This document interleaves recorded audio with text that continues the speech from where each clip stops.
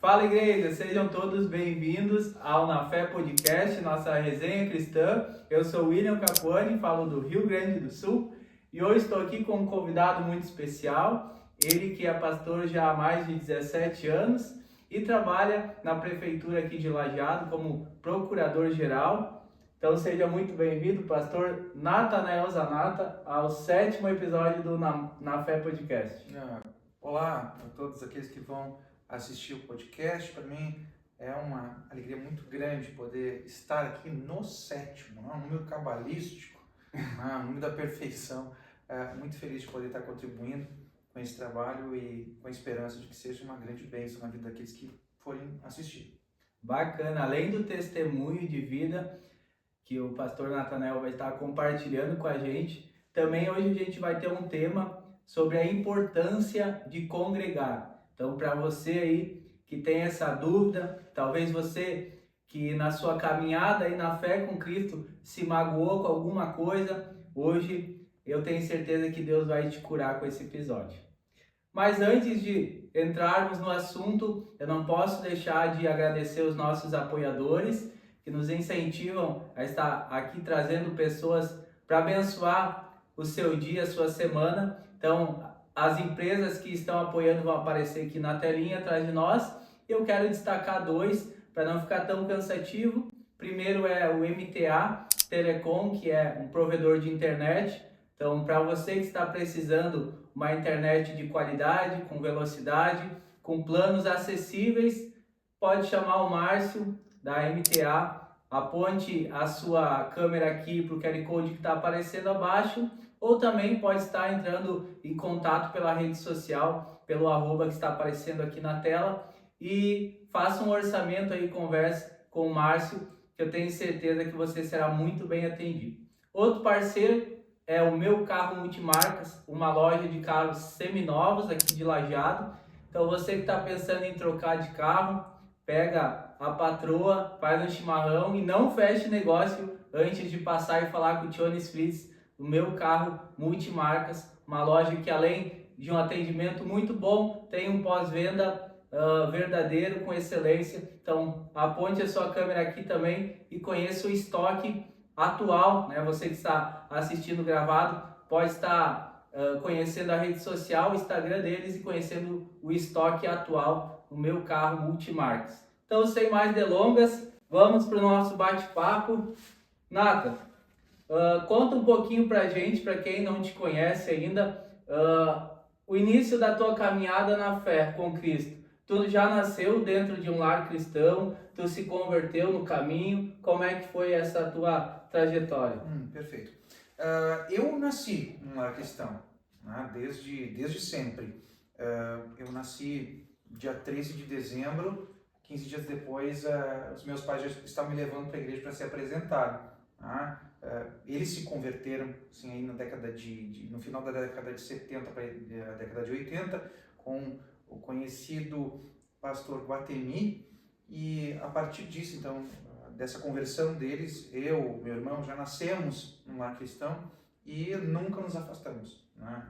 Nunca me afastei desse trabalho. Então, sempre vinculado à Igreja do Evangelho Quadrangular, também, desde o início, né? E nessa caminhada de fé, trabalhando, aprendendo, me envolvi em todos os ministérios da igreja. O que existe para se fazer dentro da igreja, eu já fiz.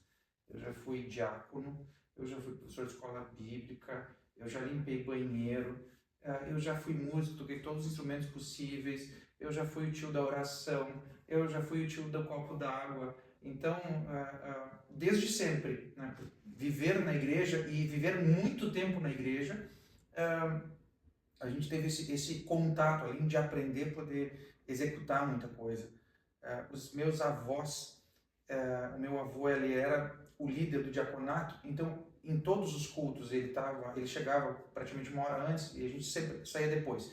Todos os cultos acontecia isso. Então, por conta disso, eu me envolvi em tudo, fiz de tudo um pouco. Bacana, até eu ia comentar, né, além de pastor, antes de se tornar então um pastor, tu já teve passagem por vários ministérios, né? Então, além de pregar, ser um pregador da palavra de Deus, é um músico com multitalentos, né? Toca bateria, toca violão, tem instrumentos de sopro, né? Bem, Então, estava sempre envolvido ali no louvor também. sempre envolvido, sempre envolvido. E acredito que o púlpito, a banda, né, o conjunto foi um dos grandes agregadores assim da igreja evangélica pentecostal. A igreja evangélica pentecostal é que ela traz aí, de novo, década de 70, década de 80, aquilo que para a igreja tradicional era muito estranho. Instrumentos de música assim não era comum. Sim. Então tu tinha um coral, tinha um coro, tinha algumas igrejas com orquestra, mas banda, as igrejas pentecostais trouxeram. O quadrangular sempre foi muito hábil nesse ponto. E a música atrai, a música mexe com a emoção. E quem está na igreja está sempre perto. Então estava sempre nos pés lá do baterista, do guitarrista, de quem cantava, não importava, a banda de fora, a banda da própria igreja, eu estava sempre envolvido. E acabei desenvolvendo um gosto por música, eu não quero ser vaidoso aqui, mas um gosto refinado. Né? Eu sempre gostei muito de música orquestrada, música arranjada. Então estava sempre ali, sempre. Eu toquei em banda de pagode, eu toquei em banda de reggae, tocava na banda da igreja, eu toquei na banda do quartel, toquei na banda municipal, toquei em orquestra de concertos. Então, o que dava, a gente estava envolvido sempre. Sempre envolvido com música. Sempre, principalmente com música. Tanto dentro da igreja como fora também, na comunidade. Na comunidade, que é aonde eu busquei e encontrei os elementos técnicos e teóricos da música. Leitura de partitura, né, os próprios arranjos. Então, na igreja, a parte prática. Fora da igreja, a parte da teoria musical. Bacana. Nata, tu comentou que os teus pais já eram da igreja, os teus avós, tu lembra qual geração que de fato, então, iniciou essa trajetória? É que eles iniciaram juntos. Teve uma leva evangelística aí, começada, então, pelo pastor Guatemi, na região do Vale do Taquari. Ele foi trazido a Lajeado, ele fazia os grandes movimentos dele em Taquari, Charqueadas. E aí uma pessoa de Lajeado foi a Taquari, teve uma cura de um câncer assim, muito grave na época, e ele começou a trazer o pastor Guatemi uma vez a cada 15 dias para Lajeado. E ele começou a fazer essa obra aqui. E foi um movimento absurdo, assim, na quantidade, a movimentação de centenas, eu não vou falar só centenas, milhares de pessoas vinham para as campanhas, para o trabalho que ele fazia aqui. E acabou que a família toda foi ao mesmo tempo. E não só a família também, mas várias pessoas do círculo de amizade, né? O pessoal que trabalhava no Móveis Conforto, teve um missionário lá no Móveis Conforto que levou uma porrada de gente.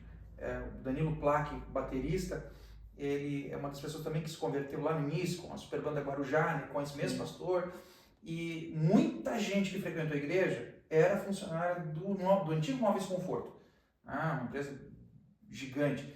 E aí o pessoal foi para a igreja. Então, meu avô trabalhava no Móveis Conforto, a minha mãe trabalhava no Móveis Conforto, a minha mãe conheceu meu pai no Móveis Conforto. Então, meu avô e minha avó, meus pais, todos foram juntos para a igreja ao mesmo tempo, a conversão foi ao mesmo tempo. O meu avô deve ter se batizado em torno de um ano e meio antes do meu pai e da minha mãe, mas a conversão dessa geração, do pai e da mãe, do avô e da avó, foram conjuntas, né? Juntas, lá na década de 70. Final da década de 70 e início da década de 80. E por acaso não é o mesmo, esse missionário não é o mesmo, para quem não sabe, o Natanael, o pastor Natanael, ele é genro da pastora Maria Helena, que estava aqui conosco nos primeiros episódios, e ela compartilhou com a gente algo parecido. Agora, não sei se é o mesmo, que o pastor Gentil se converteu indo lá em algum culto, era o mesmo? A mesma coisa, é o mesmo pastor. Eu digo que foi revolucionário o que aconteceu, porque você conversa com pessoas da época, que quando começou a obra, ele vinha pela Igreja do Evangelho Quadrangular, ele era um missionário daqui. O ministério dele era neste nível. Eu conheci, nesses meus 40 anos de vida, eu conheci poucas pessoas que tivessem todos os dons descritos na Bíblia. Todos. O dom de mestre, o dom de professor, mas aí vamos lá para os outros, o dom de profecia, o dom da ciência, o dom da sabedoria. Ele tinha todos. Ele tinha todos os dons. Dom de curas, dom de sinais, dom de maravilhas. Então, é a mesma pessoa. O meu sogro, a pastora contou da outra vez, né? Ele tinha um câncer na cabeça e a cabeça estava aberta. Esse outro que trouxe o pastor Guatemi para cá, ele tinha uma situação na garganta. Então, o que se ouve de testemunhos é tudo nesse nível. Assim, cura de câncer, cura de doenças estomacais, né? Pessoas que voltavam a andar, ressurreições, neste nível de ministério. Então foi essa pessoa que começou o pastor Guatemi e a pastora Sidney, né, que faleceu agora há pouco tempo. Eles começaram esse trabalho e eles foram os pais espirituais de um número gigantesco de pastores que estão na obra hoje. Amém. Aproveitando esse gancho, não sei se é visão minha ou talvez muda de região para região, mas a gente tem notado que essas curas, essas maravilhas, parece que tem sido cada vez com menos frequência. E eu não sei se tu enxerga assim, ou talvez é a nossa região, por ter desenvolvimento, não só a nossa região, mas o mundo como um todo, o Brasil inteiro, ter evoluído em tecnologia, em cuidado pessoal, que talvez não tenha precisado tanto dessas curas, desses milagres, ou isso continua, muda de região? Como tu vê isso? O poder de Deus para fazer milagre ele é o mesmo sempre. Ontem, hoje vai ser para sempre. Quando a gente... Agora eu vou falar uma visão minha, ao que eu olho para a história da igreja, ao que eu olho o desenvolvimento da igreja aqui, não só a igreja quadrangular, mas todas as outras denominações, minha visão é Deus utilizando métodos diferentes, em épocas diferentes, para poder encontrar as pessoas. Se eu pensar sei lá, 20 anos atrás, de 20 anos para mais, o sistema de saúde é extremamente precário. Vamos pensar em Lajeado hoje. Lajeado tem UPA, Lajeado tem Unimed, Lajeado tem pronto-socorro, Lajeado tem União Assistencial. Estou até fazendo jabá aqui, né, sem pagar patrocínio. Mas tem uma estrutura de atendimento às pessoas, você está em casa, precisa de atendimento. Cara, 20 anos atrás tinha mal um hospital. E isso em vários lugares acontece assim. Então o que acontece? Chega um missionário, né, um pastor com dom de cura e maravilha, e ele começa a obra desta forma. É a forma mais adequada para se começar uma obra e estabelecer a igreja. E aí quando a igreja está estabelecida, a gente passa para outra fase. Primeiro, Deus abre os eventos, Deus abre as instituições, abre as portas das instituições para que as pessoas ouçam o evangelho. Então isso girou muito ali na década de 60, 70 e 80. Depois disso, que a igreja está estabelecida, Deus parte para a próxima fase, que é tratar o caráter, é tratar o comportamento da pessoa. Eu vou dizer uma coisa que vai beirar a heresia, mas não é heresia. É mais fácil curar uma doença do que curar um caráter. Com certeza, eu também acredito. É mais fácil fazer crescer uma perna do que alguém deixar de ser orgulhoso. Então, hoje, nós estamos na evolução daquela obra que começou lá atrás. Nós somos a história disso. Eu e minha esposa falamos muito que teve uma leva de pastores, teve uma geração de pastores que precisou abrir poços, furar poços, né? A população está sedenta. Então esses pastores lá no início tiveram que abrir, perfurar os poços. A nossa função é manter esses poços abertos, manter a água limpa e levar essa água para as pessoas que precisam. Então a gente continua com a mesma missão de levar Jesus, mas com métodos e formas e destinações diferentes. Quando lá a gente via a cura, agora a gente vê mudança de caráter, de mentalidade, de concepção. Então, não vejo que tenha terminado. Vejo que Deus está usando outros meios aqui para fazer isso. Em outros lugares também, né, quando precisa é muito precário, começa assim, com milagres, curas e maravilhas, a igreja assenta, ela se estabiliza e aí se parte para uma outra fase do evangelho da pregação.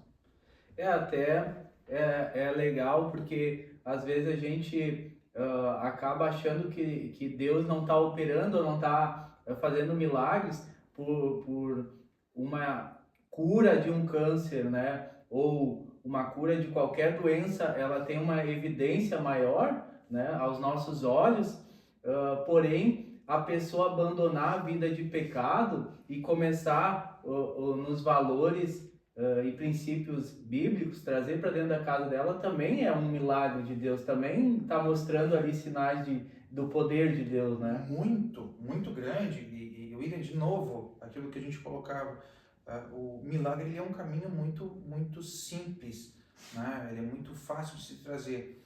É muito fácil trazer para Deus uma pessoa que sofre.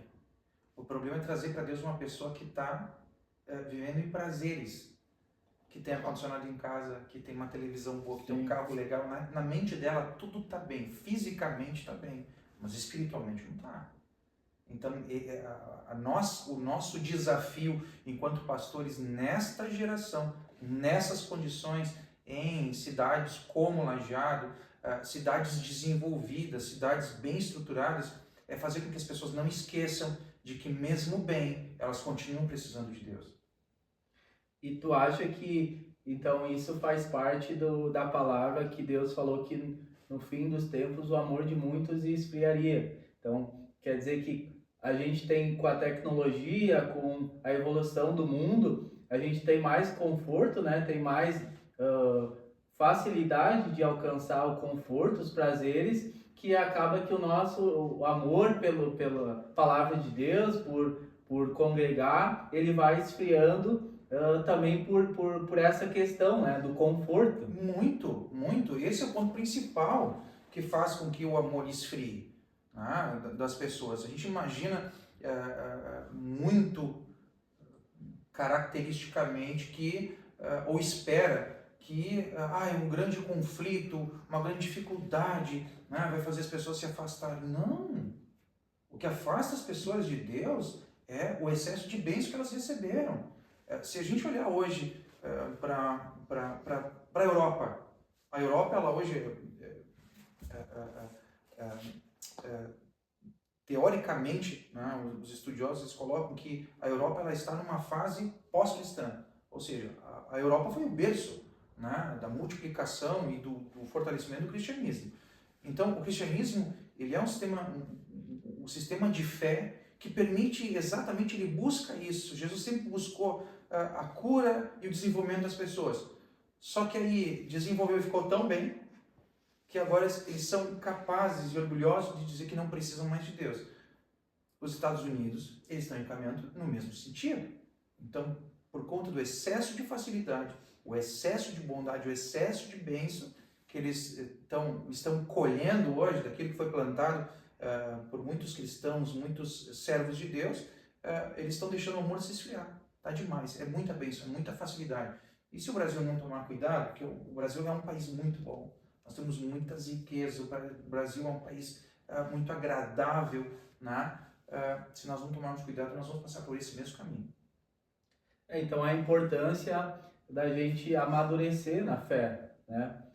Porque Deus, ele se alegra, sim, em nos dar conforto, que a gente alcance sonhos, metas objetivas, né? Também é um prazer de Deus poder presentear e capacitar a gente para chegar num lugar que a gente almeja, conquistar, alcançar um sonho. Porém, ele também trabalha para que a gente não caia nesse conforto, né? Porque sim, hoje a gente vive uma vida próspera, com muita facilidade, né? O acesso às coisas está muito fácil. Antigamente, por exemplo, quem tinha uma televisão em casa era quase que um prefeito daquele bairro ali, né? Todo mundo se reunia para ir lá olhar. Hoje, então, a gente tem tudo muito fácil, com muita facilidade. Então, acredito que aí que está o detalhe, né? Da gente buscar o amadurecimento, né? Porque quando a fase está ruim, é muito fácil chegar para Deus, né? Eu até me lembro no início da minha caminhada com Deus, que quando eu passei pela a maior dificuldade que eu tive foi onde que me fez dar o passo de ir mais perto para Deus. Eu sentia tanta a presença de Deus, o poder dele, que eu tive a audácia de falar para Deus que se para mim sentir o poder dele como eu estava sentindo, que eu tinha que estar passando pelo deserto, que eu vivesse no deserto então, né? Graças a Deus graças a ele que ele não me escutou, né? Então, no deserto é fácil de lembrar de Deus, o pior é quando tu chega lá na conquista, no conforto, né? Muito difícil. A grande contribuição para isso tudo dar errado, né? Tem vários fatores, mas o principal deles é a tal da teologia da prosperidade, né? O que que ela faz? O que que ela fez? Ela ensina as pessoas a consumirem Deus. E nós não devemos consumir Deus. Nós vamos nos relacionar com Deus. Eu vou usar um exemplo um pouco grotesco, mas eu acho que é o ponto principal aqui da gente entender. É a mesma coisa que tu contratar o serviço de uma prostituta e a diferença que tem com o casamento. A prostituta, tu consome um serviço, vai atrás só daquilo que tu quer, Sim. sabe, dos teus desejos mais baixos. E tem gente que se relaciona com Deus, se relaciona não, consome Deus deste jeito, busca Deus para atender os seus próprios prazeres. As pessoas são ensinadas assim, tem igrejas que ensinam isso, pessoas ensinam assim. Então, às vezes, em alguns pontos, uma igreja, ela pode, inclusive, estar agindo contra a própria igreja, né? E o nosso ponto de amadurecimento é entender que nós não consumimos Deus. Não é por aquilo que Ele nos dá, mas é aquilo que Ele é, aquilo que Ele faz que nós sejamos, o quanto Ele transforma o nosso coração. Então, é essa busca de intimidade e relacionamento com Deus que vai depender da tua condição social, da tua condição financeira, da tua condição de saúde. Independentemente, tua fé vai estar intacta.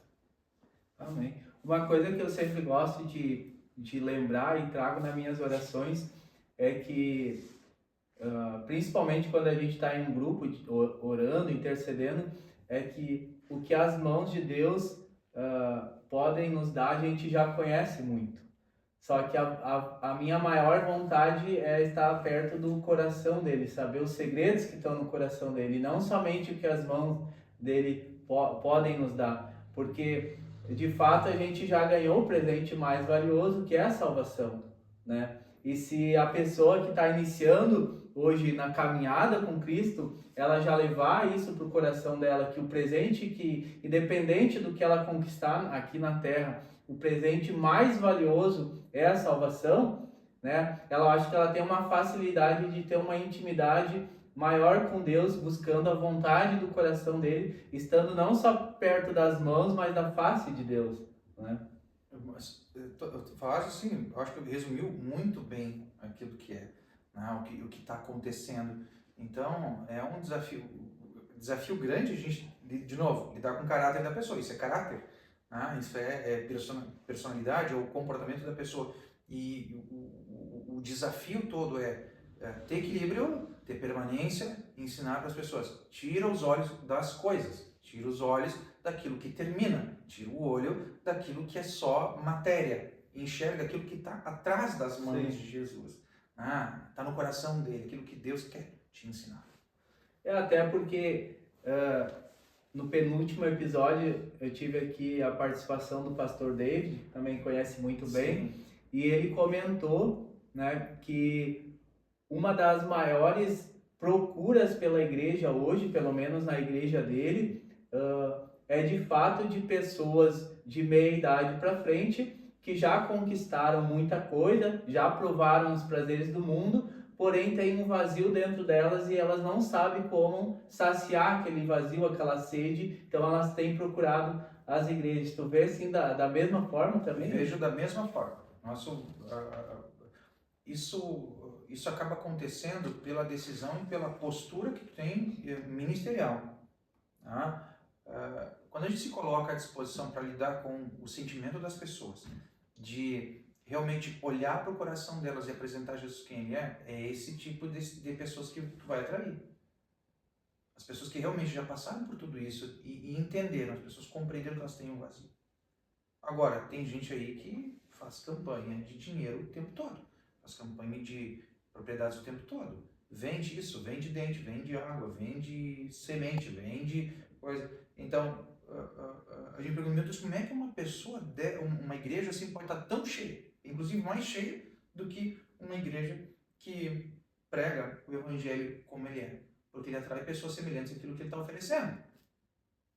Eu tenho uma frase que eu acho muito forte, não vou lembrar o autor, ele disse assim, o pastor falando de si mesmo, ele disse, eu sou o mendigo que mostra a outros mendigos aonde encontrar pão. Eu me enxergo assim também. Eu sou uma pessoa que tem dependência completa de Deus e o que eu estou fazendo como pastor é mostrar esse caminho para eles também. Outras pessoas que também entendem, que já sabem que precisam encontrar pão de vida. Eu não sou um bom pastor para pregar, para a pessoa ficar rica. Não sou um bom pastor para ensinar a como desenvolver negócio, encher tua conta. Eu não sou um pastor para isso. Eu sou um pastor que fala de Jesus. Simples assim. Amém.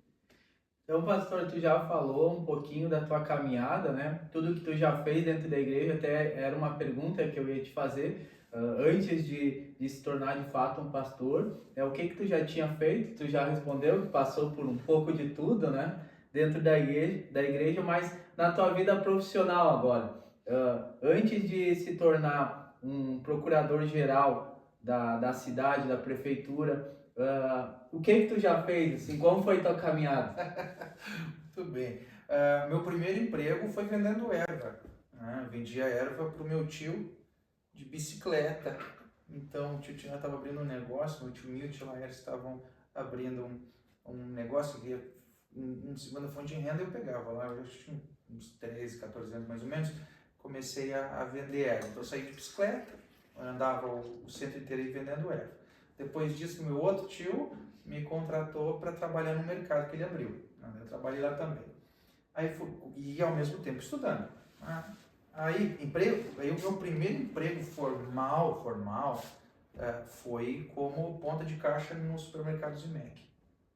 E sempre estudando, a gente nunca parou, nunca parei.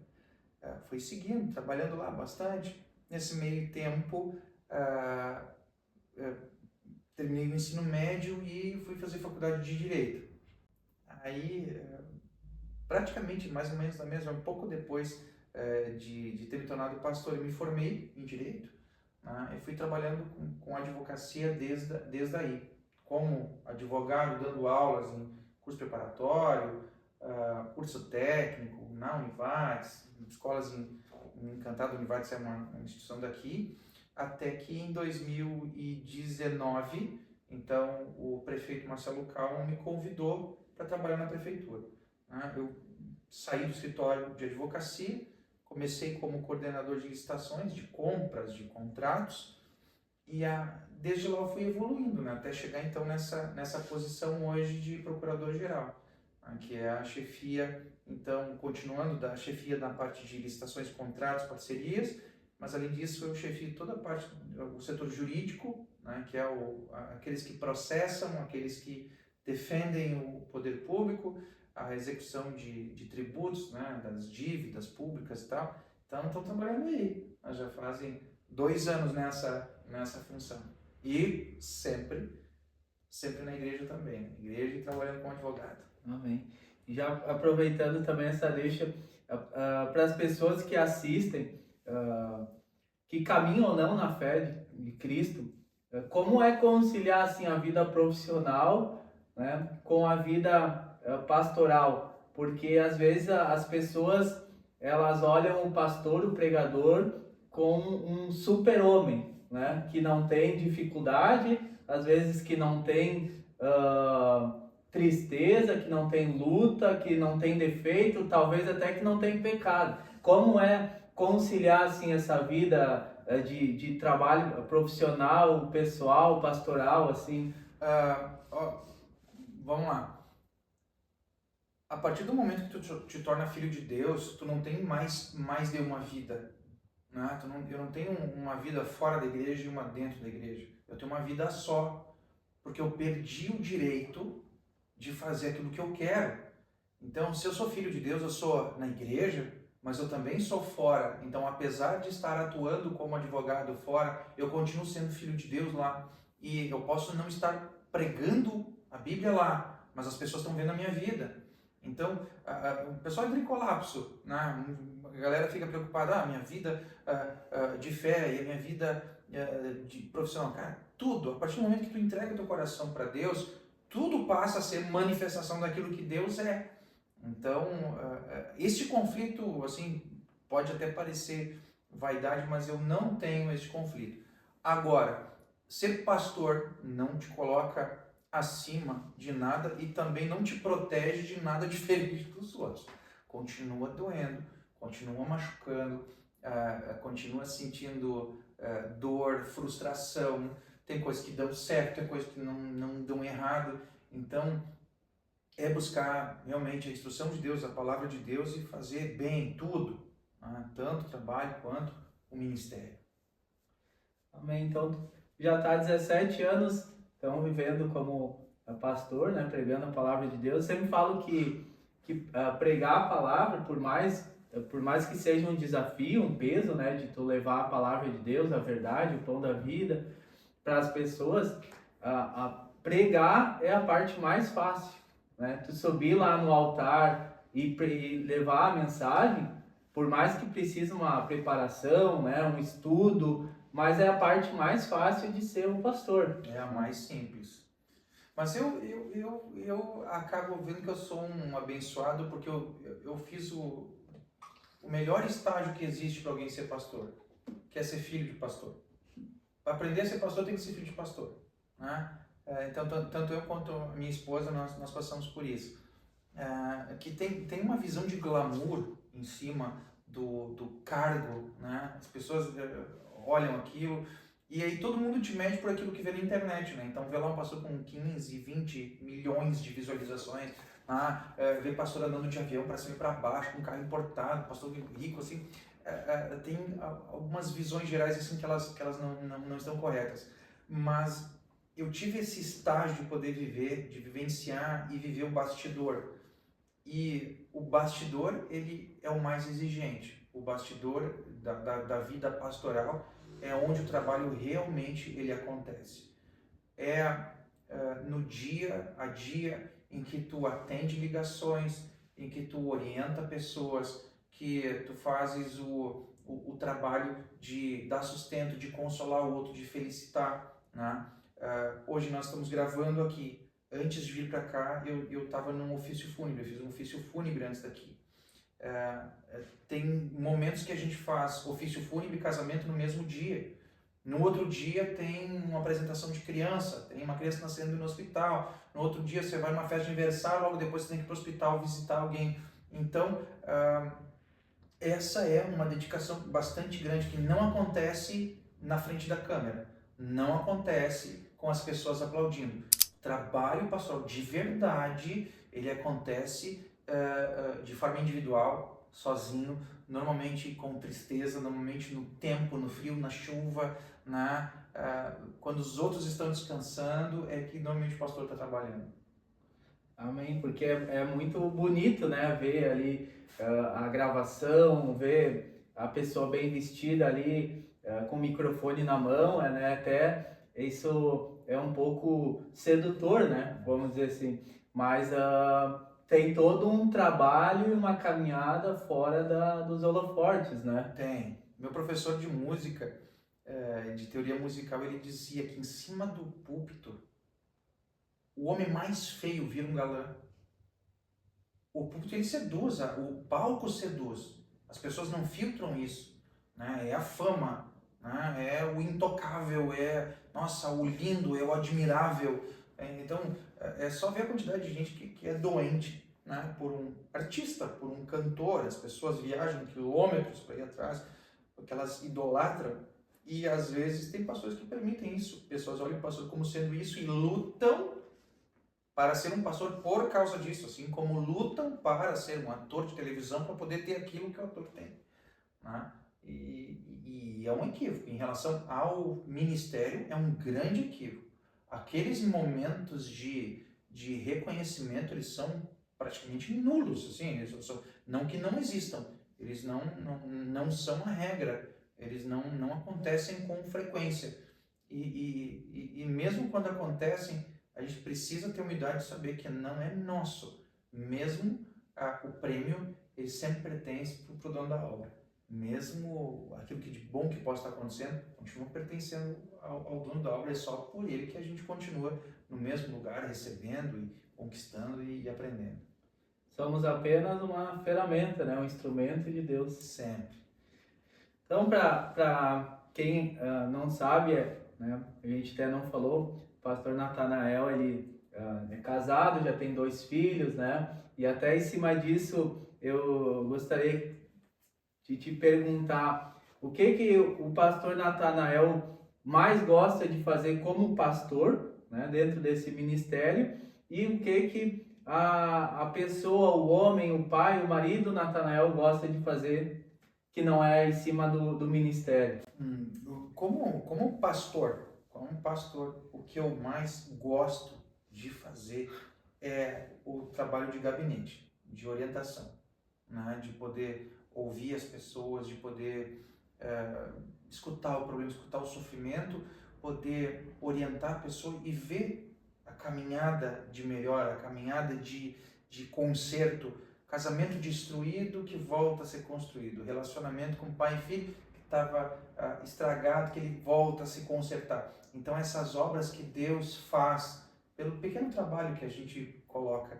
Então, como pastor, isso é o que eu mais gosto de fazer. E como homem, o que eu mais, assim, apaixonado por fazer é viajar com a minha família. É viajar, botar eles dentro de um carro e sair. Ou dentro do avião também, que Deus manda muito avião pra gente, então, mas viajar com eles, estar com eles, viajando, conhecendo lugares novos, assim, é o que eu mais gosto de fazer. São as minhas paixões. Legal.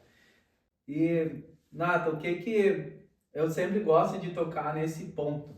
Tu já falou que tu veio de um lar cristão, né? Então tu conheceu a Deus assim, já desde muito cedo. Porém há uma grande diferença, eu sempre gosto de tocar nesse assunto, porque ele é um assunto muito relevante, muito importante para a nossa caminhada, que há uma diferença entre saber que existe um Deus, que nem Jó fala no capítulo 42, versículo 5, que antes ele ouvia que tinha um Deus, sabia que existia um Deus, porém depois de tudo que ele passou, ele começou a conhecê-lo porque ele decidiu caminhar, porque ele enxergava com os próprios olhos dele, né? Tu lembra assim se teve um episódio ou se foi a soma de vários episódios que de fato tu se converteu ao evangelho, assim, poxa, até aqui eu conhecia o Deus do meu pai, do meu sogro, talvez, dos meus amigos, mas daqui para lá eu conheço porque eu me entreguei e agora eu caminho com ele, tu lembra? Sim, lembro do processo, não vou dizer que teve um dia só, mas teve um momento em que eu entendi que não bastava eu apenas saber como é ser cristão, porque nascer na igreja, nascer na igreja te dá alguns benefícios, né? Eu não tenho referência de festa, de algazarra, de droga, eu não tenho, isso não é uma coisa que mexe comigo porque eu não vivi, Deus me guardou disso tudo, mas viver nesse meio dentro da igreja te faz aprender como é um cristão, né? Cristão não fuma, cristão não bebe, cristão não vai no baile, mas existe um momento para todo mundo em que a conversão ela precisa chegar, ela precisa acontecer, e a gente entender e compreender que por conta do amor e da dedicação e da entrega que a gente faz a Deus, é que muita coisa na nossa vida não faz sentido, não tem relevância, e é por isso que a gente não se apresenta, não se aproxima daquilo que o mundo oferece. Então, eu caminhei com meu pai, com minha mãe na igreja, estava desde sempre, mas chegou um momento em que eu tive de dizer para Deus, né, dizer, Jesus, eu te aceito como o único e suficiente Salvador da minha vida. Isso teve que acontecer. Como todo mundo também, minha fé foi testada, né, em muitos momentos, principalmente a faculdade. A faculdade ela faz um teste violento, né, em relação às tuas crenças, em relação às tuas confianças, em relação àquilo que tu decidiu. Ela te testa, mas ela te deixa mais forte. Então, passei por isso, aprendi como um cristão se comportava, até mais ou menos uns 12, 13 anos. Dali para frente eu cheguei num processo de conversão real, definitiva, de escolha, de decisão da minha parte de realmente ser filho de Deus. Amém. Então, para você que está assistindo hoje e ainda não conhece Deus com seus próprios olhos, tome essa decisão ainda hoje, né? Se achegue para mais perto de Deus. A palavra dele fala que Jesus está à porta e bate. E aquele que abre a porta, eu acho tão bacana essa passagem, ele vai entrar e vai ceiar, né? E a ceia sempre é algo de intimidade, né? Eu sempre falo isso porque tu não vai convidar uma pessoa que tu não tem intimidade para dentro da tua casa. Então essa passagem nos mostra isso. Tu abre a porta para Jesus entrar, para o mestre entrar, e ele vai começar um relacionamento de intimidade, né? Então, se você ainda não tomou essa decisão, você tome o quanto antes, porque Deus tem muito mais. Às vezes a gente tem sonhos, coloca para Deus, porém os planos dele são sempre maiores e melhores para a nossa vida. Então, Nata, tu já está à frente há 17 anos como pastor, porém não fazem tanto tempo assim que tu tá como titular da igreja, né? Tu falou que sempre estava envolvido, congregando, servindo a igreja quadrangular, né? Porém, você passou a fase do namoro, do noivado, do casamento, servindo na igreja onde o teu sogro, que hoje descansa com o Senhor, liderava junto com a nossa pastora Maria Helena. E agora, de quantos anos para cá faz agora que tu tá como pastor titular da igreja, assim? Teve alguma mudança? O que tu pode falar a esse respeito, assim? Como pastor titular eu estou praticamente 1 ano e meio, né? Formalmente como pastor titular da igreja, mas trabalhando da mesma forma desde sempre. Então, você falou que há pouco tempo atrás teve o pastor David aqui, né? No podcast. A nossa entrada no ministério foi igual, né? Foi a mesma que aconteceu. E no mesmo ano, né? No mesmo ano o pai do David faleceu e isso empurrou ele para dentro do ministério. E naquele mesmo ano meu sogro faleceu de forma repentina também. E esse foi um ponto que levou eu e a minha esposa a entrarmos definitivamente no ministério. Nós éramos auxiliares, então a gente liderava grupo de jovens, estava no grupo de louvor, né, aquela coisa toda. Mas a partir dali a gente assumiu o pastorado junto com a minha sogra. Né, num primeiro momento bastante chocante, assim, até se estabilizar por conta do luto, do falecimento, que pegou todo mundo de surpresa. A gente, no meio de um processo de construção da igreja, de alteração, né, de local, muita perseguição na época, então foi muito caótico um momento de passagem. E a partir dali, então, o que aconteceu foi um trabalho pastoral, mas como auxiliar, mas por conta da organização administrativa da igreja, né, que ela coloca. Então tem um pastor titular na igreja, mas a gente dedicou sempre, nós sempre fizemos as mesmas coisas sempre.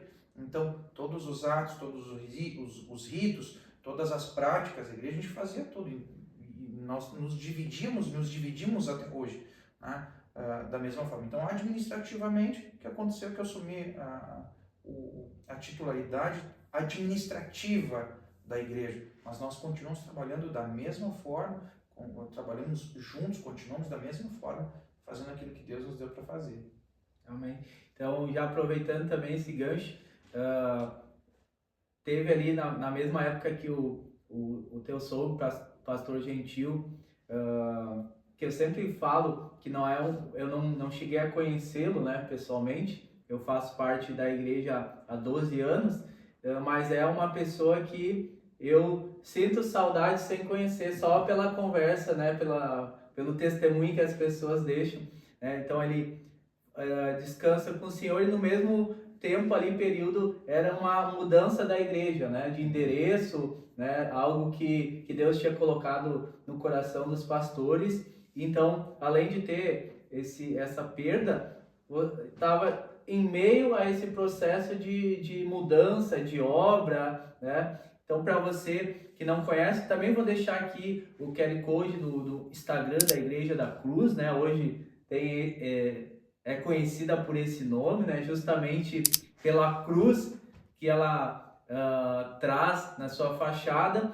Então você pode conhecer aqui o trabalho dos pastores, o trabalho de vários grupos lá, é uma família, né? Existem ali várias frentes, várias lideranças que trabalham como uma família em prol do Evangelho de Cristo. Então você pode conhecer aqui as redes sociais. Também está convidado para estar lá, né, fisicamente, junto conosco. Então teve essa mudança.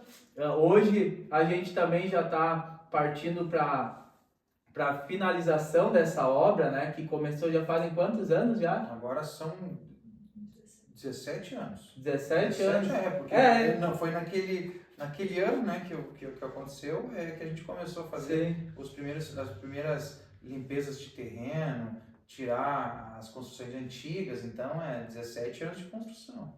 E então agora estamos caminhando aí para finalzinho dessa obra, né, para a inauguração da obra e uma nova fase, né, algo que era um sonho apenas, agora se tornando realidade. Então fica o convite aqui para você também estar conhecendo a Igreja da Cruz e fazendo parte, né, da noiva de Cristo.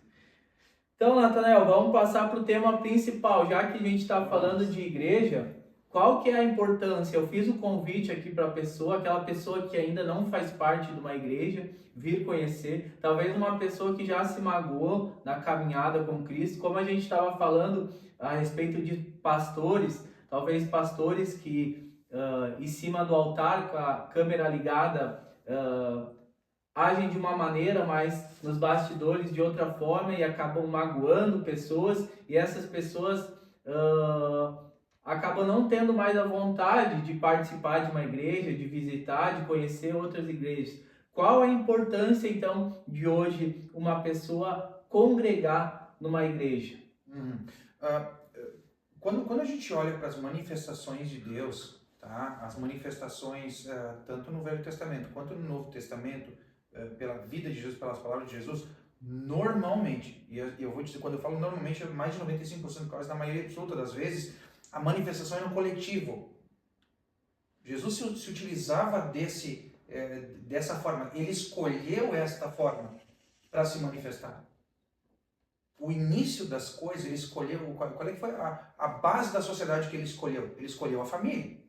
Ele escolheu um plano coletivo de manifestação. E nessa manifestação, você tem pessoas diferentes, você tem caráteres diferentes, você tem habilidades diferentes. E todas elas trabalham para o reino, todas elas manifestam Jesus de uma forma diferente. Então, a importância de estar vivendo em comunidade é que as tuas habilidades elas vão se somar às habilidades das outras pessoas para se manter fixados em Cristo. Porque onde tu tem deficiência, o teu irmão vai estar te defendendo. O teu irmão vai estar segurando a tua mão para tu te colocar de pé, sabe? Se Jesus escolheu a forma de comunidade, quem somos nós para entender uma forma diferente? Ou ter a petulância de achar que outro jeito funciona. Não funciona de outro jeito. A forma de Jesus se manifestar, a forma de a caminhada cristã acontecer é em comunidade, é juntos, é entre irmãos, é entre pessoas, sempre. Ele vai ter momentos que ele falou com pessoas individuais, trouxe uma mensagem aqui, trouxe uma mensagem ali, mas a palavra fala da separação de Jesus, que ele se separava para orar. Ele buscava aquela individualidade, aquele momento separado para fazer oração. O resto do ministério dele foi sempre no meio do povo, sempre no meio das pessoas, ao menos no meio dos discípulos. Fala, Jesus no barco, os discípulos estão lá. Jesus está caminhando, Jesus está lá. Quando Jesus foi para o sacrifício, um monte de gente fugiu, mas estava rodeado de muita gente. Né? Então ele escolhe, ele se manifesta, ele estabelece. Lá no Apocalipse, quando Deus manda cartas, instruções, né? São 7 cartas, ele não manda 7 cartas para 7 pessoas do Apocalipse, ele manda 7 cartas para 7 igrejas, ele manda para o grupo, ele manda para as pessoas, ele nos fez assim, Ele te fez com várias habilidades, mas com um monte de deficiências também. E uma das primeiras deficiências que ele supre é quando ele coloca uma esposa na tua vida. Então ele se movimentou no coletivo, ele já faz um milagre, no casamento. Tá? E ele manda para a igreja por conta disso, ele escolheu isso, ele definiu assim. E a gente vai se frustrar se a gente não andar assim. Essa é a visão que eu tenho, menos de sempre tive e creio que vou continuar tendo. Amém. Porque há um movimento, né, e tem crescido, principalmente com a internet, com a rede social, chamado famoso desigrejado, né, que são pessoas que até elas se identificam como cristãs, né, acreditam no Evangelho de Cristo, porém elas não fazem parte de uma congregação, de uma igreja, né? A palavra de Deus fala que a igreja, ali o prédio, ele é a casa de Deus, né? Porém, essas pessoas também usam a passagem que está em 1 Coríntios, que fala que o nosso corpo, ele é a casa do Espírito Santo de Deus, né? Então, qual que é essa diferença, assim? Poxa, Deus, ele está lá no prédio, ele está lá somente lá na igreja, ou Deus ele não está mais lá, agora que Jesus mandou o Espírito Santo, Deus não está mais lá no templo, mas ele está em mim. Como tu vê isso? A passagem de Coríntios, ela me parece muito fácil de interpretação, né? Para os desigrejados, tá? Porque quando falando que nós somos o templo do Espírito, ele não está falando que nós somos a casa, ele está falando que nós somos a habitação, e habitação é diferente de casa. Casa é espaço físico, a casa é diferente do lar. Nós somos o local onde Deus habita. Ele habita o nosso coração e nós precisamos tomar conta de nós mesmos. Mas isso de forma alguma anula a necessidade de viver em igreja. Aqui a gente precisa fazer uma separação bastante importante das pessoas que se afastaram da igreja, as pessoas que, como mencionava antes, né, a pessoa se magoou, se entristeceu e ela se desviou, ela se desgarrou e ela parou de ter uma vida cristã. Ela se afastou da igreja por um motivo ou do outro e está fora. E isso é um tipo de pessoa. Nós estamos falando aqui do desigrejado, o cara que diz que não precisa estar na igreja. Eu vou falar algo meio forte aqui, e eu sei que vou uma briga com um monte de gente. Mas para mim, a pessoa que se diz desigrejada, ela é vaidosa e egoísta. Primeiro, ela é vaidosa porque ela acha que ela sabe tudo e sabe demais. E ela é egoísta porque ela se esconde para não precisar ajudar. A vida em comunidade ela tem esses dois pontos muito, muito importantes, né? Que é assim, é eu poder estar na igreja, cumprir a palavra dizendo que nós devemos nos suportar uns aos outros em amor. Isso é fazer o quê? No primeiro ponto, é eu te ajudar quando tu precisa. É eu poder te ajudar, realmente tu está precisando de ajuda, eu vou te ajudar. Porque vai ter um momento que eu vou precisar de ajuda. Então, o irmão vai fazer essa troca. O outro ponto é, se o teu irmão está caído, tu vai ter que ir lá ajudar a levantar, eu preciso corrigir a pessoa. Eu preciso dizer, o teu caminho não está errado, e desse jeito tu vai para o inferno, eu quero que tu vá comigo para o céu. E daí que eu digo que vem a vaidade, né? Porque daí a galera não quer ouvir puxão de orelha, não quer ouvir que está errada, não quer ouvir que está caminhando para o lugar errado. Então, os fatores principais do desigrejado, para mim, minha visão, estou dizendo, não é da minha igreja, não é ninguém, eu respondo por mim, por aquilo que eu falo. O cara que se diz desigrejado, ele é vaidoso e egoísta. E Deus não gosta nem de vaidoso, nem de egoísta. Amém. Então, a casa de Deus, o templo de Deus, a igreja física, ela é um lugar onde a gente tem a oportunidade, então, com isso que tu disse, a oportunidade de estar sendo confrontado para mudar o nosso caráter e automaticamente mudando o nosso caráter, servindo, né, com aquilo que Deus operou na nossa vida aos irmãos que estão chegando e que fazem parte daquela comunidade, daquela congregação. Exatamente isso. É isso, a igreja serve para isso. A igreja é um grande laboratório, é um lugar de convivência, né? É um lugar de crescimento. Quando é que o teu casamento está pronto? Quando é que tu chega no nível máximo do casamento? Não é quando tu casa. O teu casamento ele vai melhorando e ele vai amadurecendo ao longo do tempo, na convivência. Tu vai entendendo tua esposa, entendendo aquilo que ela gosta, que ela não gosta. Tu vai modificando o teu comportamento a partir daquilo que tem de relacionamento com ela. Não é por outro motivo que a igreja é chamada de noiva de Cristo. Não, ele usa essa figura. A igreja é noiva e a noiva vive junto, né? Ela cresce junto. O cara que diz, eu sou desigrejado, eu creio que não estou na igreja, é tipo o cara que é casado, que diz que é casado, mas mora em casa separada. Isso não tem lógica. Pode ser qualquer coisa, mas casamento não é. Eu moro aqui, sou casado, fiel à minha esposa, né? Mas eu moro aqui e ela mora lá em outra cidade. Eu não estou falando da questão de trabalho, que tem que passar temporariamente, não. Definitivamente, cada um mora na sua casa. Isso não existe.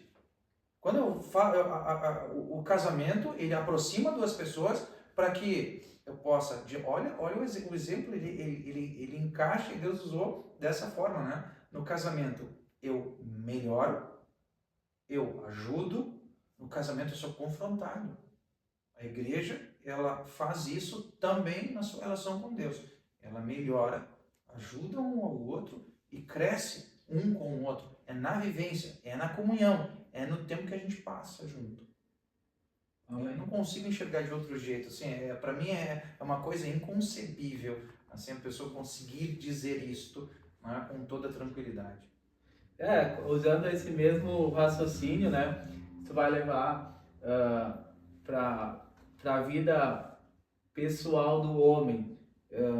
Se não existisse o casamento, né, se não existisse a mulher na vida do homem, certamente o homem ia se matar com muito menos tempo, ou ia se perder, não ia ter sentido, né? Porque a Deus, ele cria a mulher para completar o homem, né? Para ter uma ajudadora, uma companheira, né? Então, acho que a igreja, ela é da mesma maneira, né? Se não existisse, então, templos abertos para as pessoas estarem em comunhão lá, certamente a vida da pessoa, ela acaba sem sentido e ela acaba indo para a morte e não para a vida, né? Com certeza. A igreja, ela tá para te desafiar a vida. Ela vem te lembrar dos momentos e das funções importantes que tu tem na tua caminhada, né? A igreja, ela a convivência na igreja, ela é a maior produtora de assistência social que existe no universo. Sabe? Ela te ensina a ser solidário, ela te ensina a ser paciente, a vivência na igreja, né? Ela te ensina a compartilhar, ela te ensina a ser amoroso, ela te ensina a ser dedicado. Deus desenhou para isso, para que a gente evolua como pessoa, para a gente tire essas aspas, a gente tire essas escamas, a gente tire essas pontas ruins, esses defeitos, e a gente cresça, né? Como igreja, como comunidade. A igreja, ela é um organismo vivo, né? Ela é um organismo que se movimenta. A casa é meramente um espaço aonde você vai colocar. Muita gente fala da instituição, fala da estrutura, né? Mas isso também é desculpa. Eu não preciso estar vinculado, eu não preciso estar promovendo uma instituição para poder viver em comunhão com a igreja. E também aproveita aqui para outro clichê, ou a outra frase célebre, não estou na igreja por causa do pastor e não devo estar na igreja olhando para o pastor. Eu tenho que estar numa comunidade olhando para o mestre, olhando para Jesus, para aquilo que ele é, aquilo que ele foi, aquilo que ele é e que ele vai ser e aquilo que ele representa para a gente. A igreja, então, a gente pode falar que ela é um lugar onde que Deus, ele vai manifestar os dons que ele tem, que a palavra de Deus fala, que Paulo falava, né? Que o dom, ele serve para edificar a igreja. né? Deus ele te dá o dom da palavra, te dá o dom da cura, de sinais de maravilha, de sabedoria, mas não é para o nosso próprio prazer. Não. É sempre para entrega para o outro. A base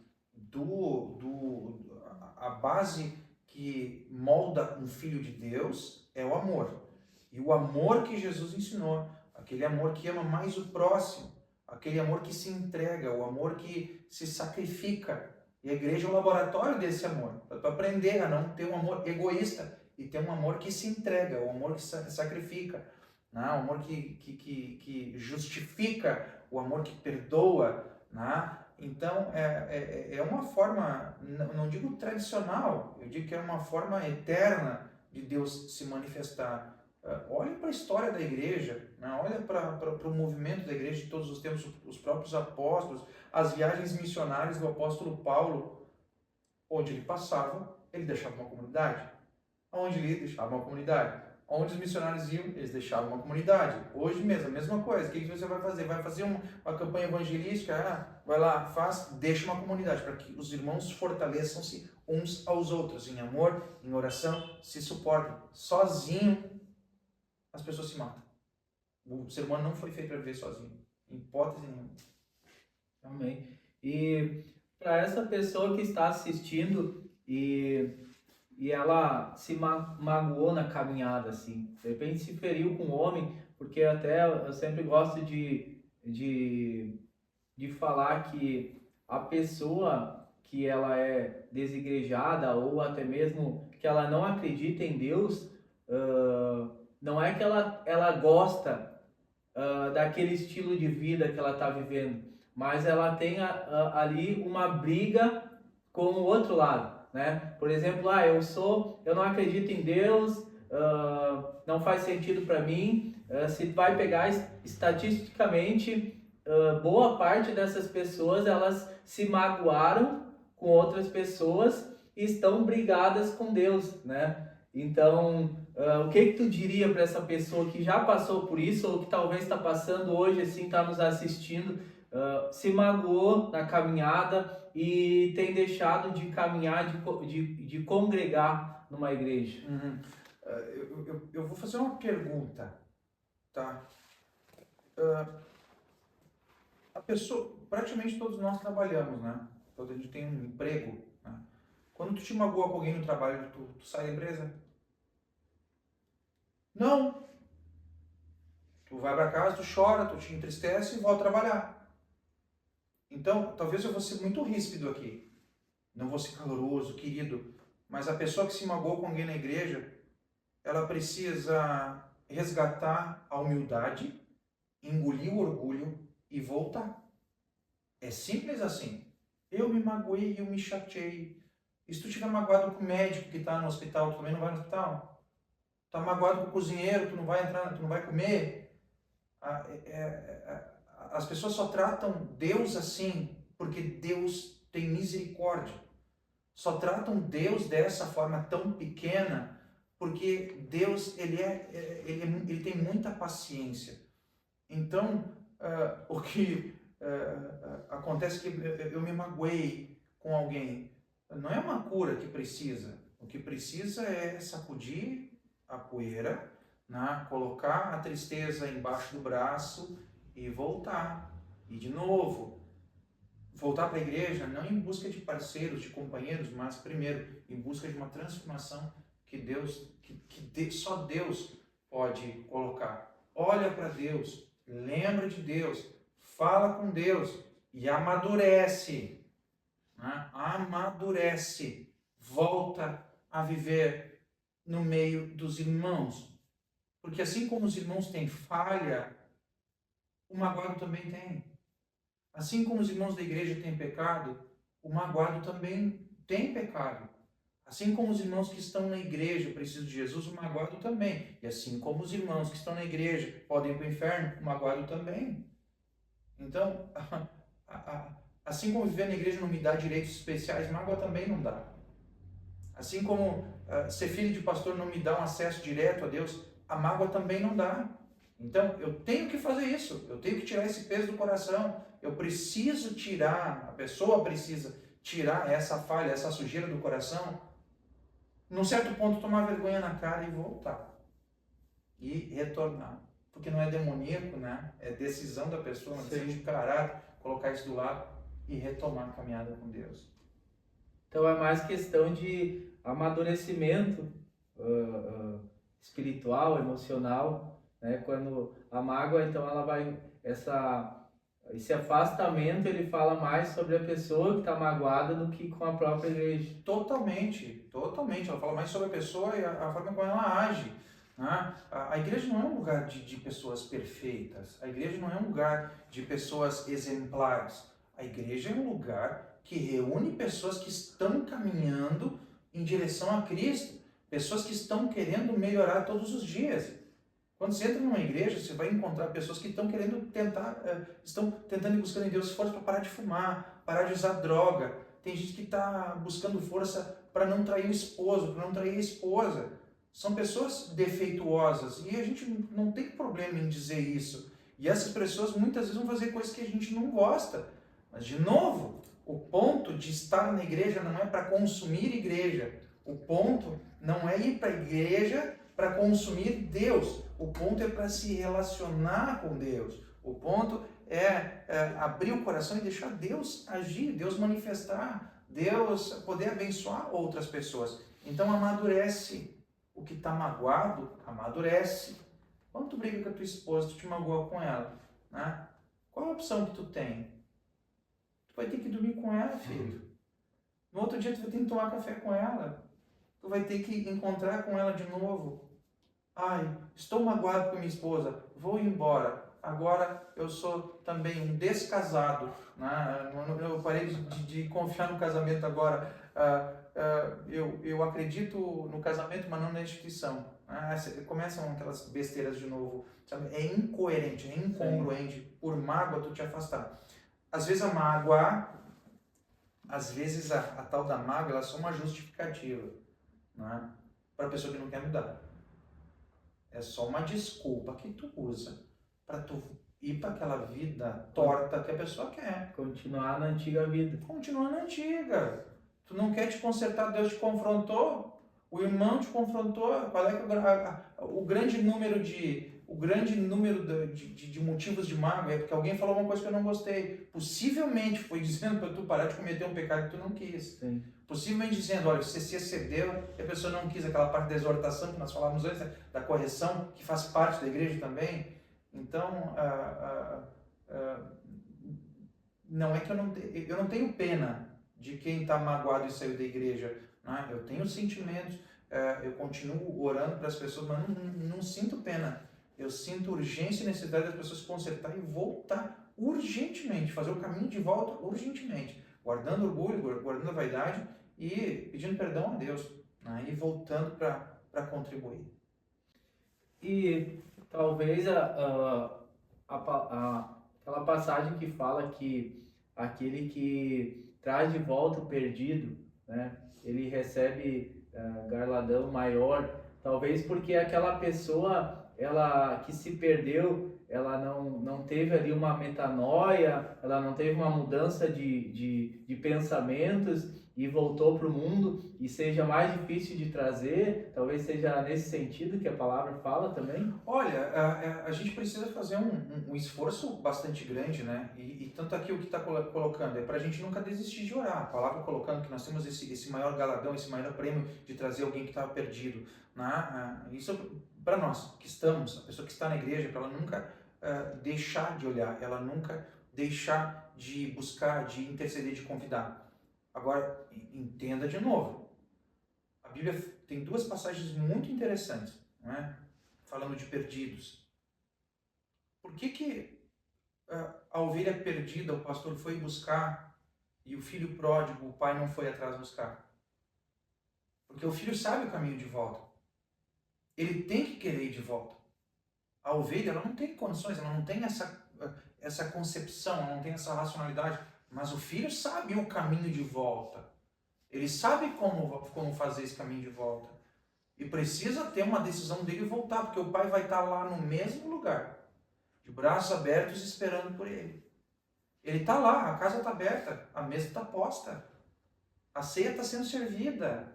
Os irmãos estão lá, a festa está pronta. Mas ele precisa fazer o caminho de volta. Ele precisa caminhar de volta, ele precisa reagir. Então, a palavra ela vem e não deixa ninguém sem presente. Ela não deixa ninguém. Aquele que se envolveu no retorno, no resgate de alguém, vai ser presenteado. E aquele que voltou, vai ser presenteado também. Ele vai ganhar roupas novas, ele ganha oportunidades novas, ele ganha carinho novo, né? Mas o amor é o mesmo de sempre. Amém. Então, para você que está assistindo novamente, e talvez tenha se magoado com pessoas, ou até mesmo tenha fugido dos confrontos, né? Haja com sinceridade, eu sempre falo isso, né? Que a oração, tu não precisa ter as melhores palavras, a melhor dicção, mas ter um coração sincero e aberto para Deus, né? De fato, é que nem um pecado, né? Eu sempre gosto de lembrar disso também, aquele pecado que a gente brinca, que é de estimação, que é difícil de largar, a gente só consegue largar quando de fato a gente reconhece que vive pela graça e misericórdia de Deus, que não é pelo nosso braço, né? E quando a gente faz essa oração sincera para Deus, para o Espírito Santo, eu não consigo sozinho, eu estou magoado, aquela pessoa me feriu, né? Eu sinto isso, Deus, tu me conhece, porém eu tenho saudade, eu quero voltar, né? Me ajuda. Então, para você que de repente está vivendo isso, né? Seja sincero com Deus, seja sincero com o Espírito Santo de Deus, que é Ele que vai te ajudar a retornar para os braços de Deus.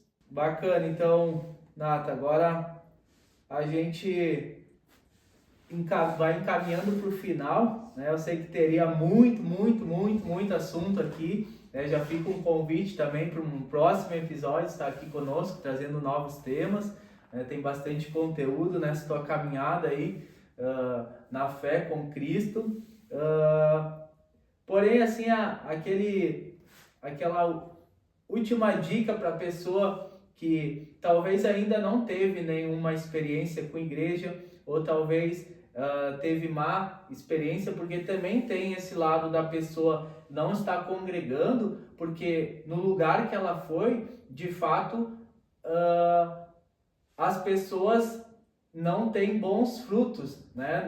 Não pregam ali a verdade, não têm os princípios e os valores de Cristo, então a pessoa se afastou, ela não é obrigada a retornar naquele lugar, Não né? mesmo. Porém, qual dica tu daria para essa pessoa, como escolher uma igreja? Não agora trazendo para uma bandeira ou outra, mas como essa pessoa que está assistindo e não faz parte de uma igreja, ou talvez se magoou por não pregar a verdade, como ela escolhe uma igreja? Ela escolhe a igreja pelo centro da mensagem que ela prega. E aí você fala, mas como é que fazer isso? É indo e escutando. E às vezes tem que experimentar, às vezes precisa visitar, precisa entender, precisa saber, questionar pessoas, conhecidos. A escolha de uma igreja ela tem que estar pautada no centro da mensagem dela. Se Jesus estiver no centro da mensagem, ela pode ir para essa igreja tranquilamente, porque é impossível alguém fingir que é filho de Deus. Não tem como, em algum momento a máscara cai. Então, você vai ver logo, vai identificar qual é o centro de mensagem daquela igreja, daquele pastor. Se é a riqueza, se é a conquista, se é influência, se é negócios, se é seguidores, se é se tornar o cara mais importante, mais influente, se a intenção desse pastor é se tornar um político, né? A pessoa que está lá dentro. Então, só consegue definir pela experimentação. Vamos voltar para o casamento? Como é que tu escolhe a tua esposa? Tu não sai na rua dizendo, eu acho que essa é minha esposa, vou pegar. Ah, e aquela outra, é minha esposa, vou pegar. Não, conversa, entende, sai, pergunta, questiona. A igreja, a família onde congregar é do mesmo jeito. Então, teve experiências ruins, não é culpa da pessoa, é culpa de quem pregou. Agora, a pessoa que se afastou, ela precisa fazer o caminho de volta, ela já sabe que tem um caminho. E ela já sai com benefício. Ela já sabe o que ela não deve procurar. Ela já sabe Quando ela vê alguém parecido com aquele comportamento, se afasta, corre, porque não é uma pessoa de Deus. Não está com Jesus como centro da mensagem. Então precisa, é um movimento de volta, é um movimento de ida. E que viver em comunidade importa muita renúncia, porque é o teu final de semana, é os teus dias, é os teus compromissos, é as pessoas com quem tu vai estar, é aquelas coisas que tu vai entregar. Então, sim, experimente, veja, ouça, assista, converse, pergunte, questione, investigue e depois disso vai adiante e se relaciona. Amém. Até porque Deus, ele não tem só o interesse de encher a nossa vida, mas transbordar através de nós. Né? E a igreja, então, ela é um lugar de transbordo. Né? Sempre vai ser. Tudo que tu vai receber numa comunidade de fé que é cuidada por Deus, que se preocupa em fazer a vontade de Deus, ela vai te encher de coisas, de dons e habilidades para tu entregar para os outros. É sempre para multiplicar, é sempre para entregar, é sempre para agir na vida de outras pessoas. Nunca é egoísta. A igreja não é egoísta. A mensagem não é egoísta. Se a mensagem for egoísta, não é de Deus. Me parece simples. Sim. Bacana. Então agora, para finalizar, 2 tópicos. O primeiro que eu sempre trago aqui eu vejo que é uma dificuldade para a pessoa responder, principalmente para a pessoa que já anda há muito tempo com Cristo e já tem assim a sua fé bem firmada, já é uma pessoa madura espiritualmente, que seria: se Jesus estivesse aqui no meu lugar de carne e osso, qual pergunta tu faria para ele hoje? Eu ia perguntar assim: Jesus, eu tô perto de acertar. Eu ia perguntar para ele se eu tô no caminho certo. Essa seria a pergunta. Amém. E talvez você que está assistindo também se faz essa pergunta. E também tem a oportunidade de fazer ela aí na sua casa hoje.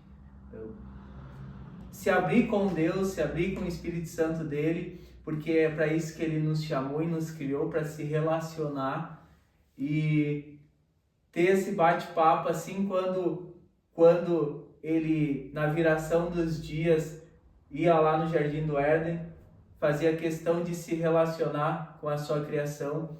Da mesma maneira acontece na sua casa hoje. E você tem também essa oportunidade de perguntar para Cristo Jesus. Bacana, né? E a última é: qual dica que tu daria para as pessoas que estão nos assistindo, que tu não ganhou no início da tua caminhada, que tu aprendeu durante ela, mas que tu queria ter ganho? Uma dica que tu possa dar hoje para essa pessoa que está iniciando na fé. Não te atira na primeira oportunidade. Não te atira. As frustrações que eu tive com pessoas, se eu vou dizer frustração com pessoas, com líderes, frustração, é não me atirar assim na instrução, no conselho, sem investigar. Nós somos chamados a experimentar, a olhar tudo com muito cuidado, a ser muito crítico, e ninguém nunca me disse que eu tinha que ser crítico em relação às mensagens. Então eu acreditei em pessoas quando eu não devia, né? Eu segui algumas pessoas que eu não devia seguir. Por quê? Porque eu não fui crítico, eu simplesmente escutei. Então, não se atira, não segue cegamente uma pessoa. Escuta, verifica na palavra, verifica na história, né? Mas experimenta e principalmente questiona Deus. Isso faz sentido? Isso está certo? Essa é a dica que eu daria para o pessoal que ninguém me disse, que eu tive que aprender na marra. Amém, bacana. Então, antes de finalizar, eu quero aqui dar um mimo pro pastor, presentinho aqui para ele lembrar do nosso encontro. Enquanto tu vai abrindo aí, mostrando pro pessoal que nos acompanha, eu quero agradecer a sua companhia. Também quero pedir para você compartilhar esse episódio aqui com seus familiares, com aquele amigo que está precisando voltar para os braços de Deus. que certamente Deus vai falar com ele como falou conosco. Olha aí. Então tá aí um presentinho para ti. Poxa, muito obrigado, querido. Vai para um lugar muito especial. Obrigado. Tem uma frase que eu levo como lema da minha vida, que é fazer tudo que a gente faz, a gente deve fazer como ao Senhor e não como para os homens, né? Amém. Fazer com excelência. Então eu quero que tu leva aí esse mimo, que é um mimo em parceria com a Viva Estúdio Criativo, que está disponibilizando então esse presente para o convidado. Muito obrigado e eu oro muito para Deus para abençoar esse teu trabalho, em que precisa de persistência, precisa de muita dedicação, precisa de muita oração. Mas eu fico muito feliz que você esteja fazendo esse trabalho e fico feliz de poder compartilhar, que muitas pessoas sejam salvas e muitas pessoas sejam resgatadas com esse trabalho que está fazendo. Amém. Então fica o meu agradecimento ao pastor pelo teu tempo. A gente que está junto sabe que às vezes a gente não encontra tempo de tanta tarefa que a gente tem, né? Por tudo isso que já foi falado aqui, mas eu agradeço, pastor, por estar aqui compartilhando um pouquinho do seu testemunho, da sua caminhada, também falando sobre esse tema da importância de congregar, e que Deus continue te abençoando e que possamos viver muitos 17 anos ainda pela frente juntos. Então, obrigado pela tua companhia. Também agradeço a você. A gente vai ficando por aqui. Esse foi o 7º episódio do Na Fé Podcast. Conto com a tua colaboração, o jeito de você evangelizar a pessoa também está compartilhando esse episódio no seu grupo de WhatsApp, no grupo da família, amigo, para que essa pessoa possa ser abençoada como nós fomos no dia de hoje, tá certo? Vou ficando por aqui, você me vê no próximo episódio, até mais!